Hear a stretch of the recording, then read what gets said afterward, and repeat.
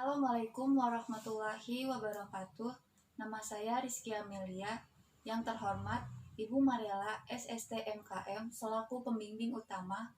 Yang terhormat Ibu Dia Maria Ulfa SSIT MKM selaku pembimbing pendamping. Di sini saya akan mempresentasikan proposal saya yang berjudul Hubungan Pemberian ASI Eksklusif dengan Perkembangan Motorik Kasar pada Bayi Usia 6-12 bulan. Bab 1 ini terdiri dari latar belakang.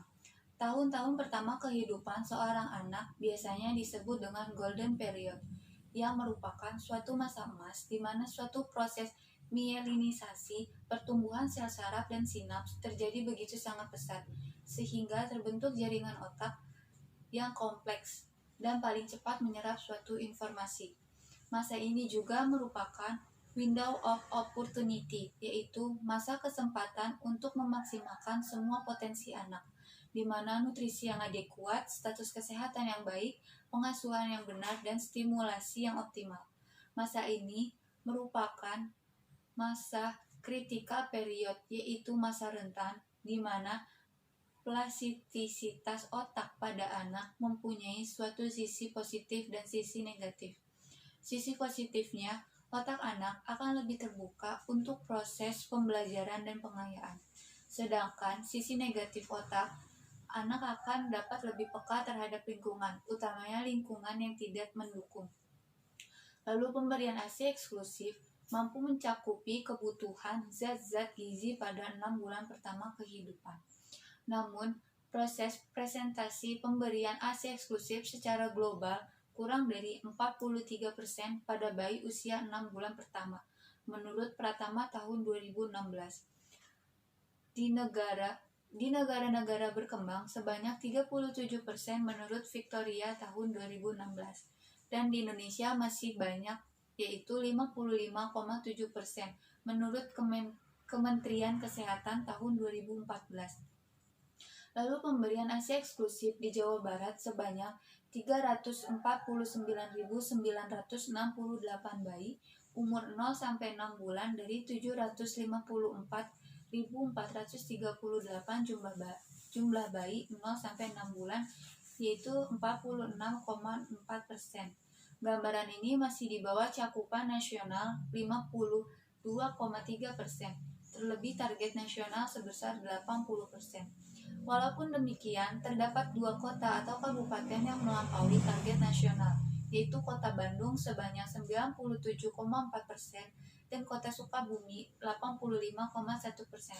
Sedangkan di Kabupaten Bekasi 38,2% dan di Kota Bekasi 24,2% menurut Dinas Kesehatan Provinsi Jawa Barat tahun 2016. Tujuan penelitian ini terbagi menjadi 2, yaitu tujuan umum. Tujuan umum dari penelitian ini untuk mengetahui hubungan pemberian ASI eksklusif terhadap perkembangan motorik kasar pada bayi usia 6-12 bulan di Bidan Praktek Mandiri Rodia tahun 2020. Tujuan khususnya yaitu untuk mengetahui gambaran pemberian ASI eksklusif pada bayi usia 6-12 bulan di Bidan Praktek Mandiri Rodia tahun 2020. Yang kedua, untuk mengetahui gambaran perkembangan motorik kasar pada bayi usia 6-12 bulan di Bidan Praktek Mandiri Rodia tahun 2020. Yang ketiga, untuk mengetahui hubungan pemberian ASI eksklusif dengan perkembangan motorik kasar pada bayi usia 6-12 bulan di Bidan Praktek Mandiri Rodia tahun 2020. Selanjutnya ada manfaat dari penelitian. Manfaat itu terbagi menjadi 2, yaitu manfaat teoritis dan manfaat praktis.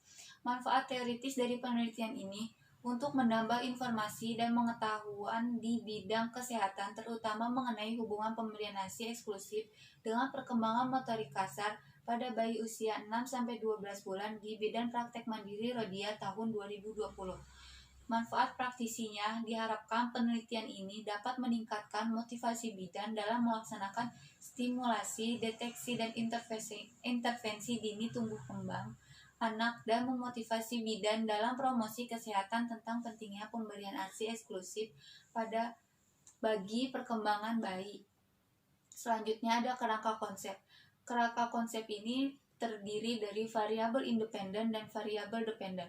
Variabel independen pada penelitian ini yaitu pemberian ASI eksklusif, dan variabel dependennya itu perkembangan motorik kasar pada bayi usia 6-12 bulan. Definisi operasional yaitu ada variabel independen, yaitu pemberian ASI eksklusif. Definisi operasionalnya memberikan hanya ASI saja tanpa memberikan makanan dan minuman lain kepada bayi sejak lahir sampai berusia 6 bulan, kecuali obat dan vitamin, menurut WHO tahun 2017.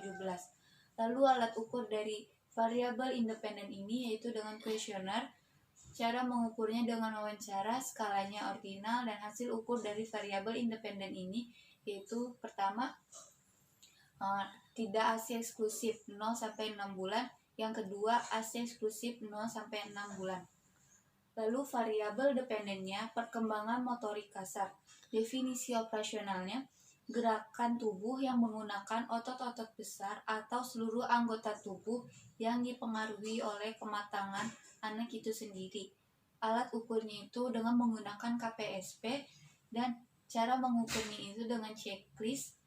Skalanya itu ordinal, serta hasil ukur dari variabel dependen yaitu sesuai jika skor KPSP 9-10, meragukan jika skor KPSP 7-8, tidak normal atau tidak sesuai jika skor KPSP 6 atau di bawah 6. Lalu ada metode penelitian. Metode penelitian itu desain rancangan penelitian. Jenis penelitian ini bersifat deskripsi korelasi dengan desain cross-seksional untuk mengetahui hubungan pemberian ASI eksklusif dengan perkembangan motorik kasar pada bayi usia 6-12 bulan di BPM Rhodia tahun 2020. Desain cross-seksional yaitu penelitian di mana data yang menyangkut variabel pemberian ASI eksklusif dengan variabel perkembangan motorik kasar akan dikumpulkan dalam waktu yang bersamaan. Artinya, subjek hanya dilakukan dan diukur sekali saja dalam waktu bersamaan. Selanjutnya ada sampel penelitian. Sampel penelitian ini adalah bayi yang berusia 6-12 bulan di BPM Rhodia. Pengambilan sampel ini dilakukan dengan cara total sampling, yaitu dengan semua pasien bayi yang berkunjung itu akan dijadikan sampel penelitian. Nah, di sini saya menggunakan cara Slovin. Selanjutnya ada alur penelitian, yaitu menentukan topik penelitian, selanjutnya menyusun proposal penelitian, selanjutnya ada diseminasi proposal penelitian, lalu pengajuan surat izin penelitian. Setelah itu ada pengambilan data, inklusi dan eksklusi. Setelah itu ada pengolahan data dan analisis, lalu diseminasi hasil penelitian dan penyusunan laporan akhir. Setelah itu ada teknik pengumpulan data. Penelitian ini, data yang digunakan adalah data primer. Jenis data primer diperoleh dari kuesioner yang diberikan kepada ibu. Dari setiap variabel penelitian ini menggunakan model terbuka. Sekian dari saya, kurang lebihnya mohon maaf. Wassalamualaikum warahmatullahi wabarakatuh.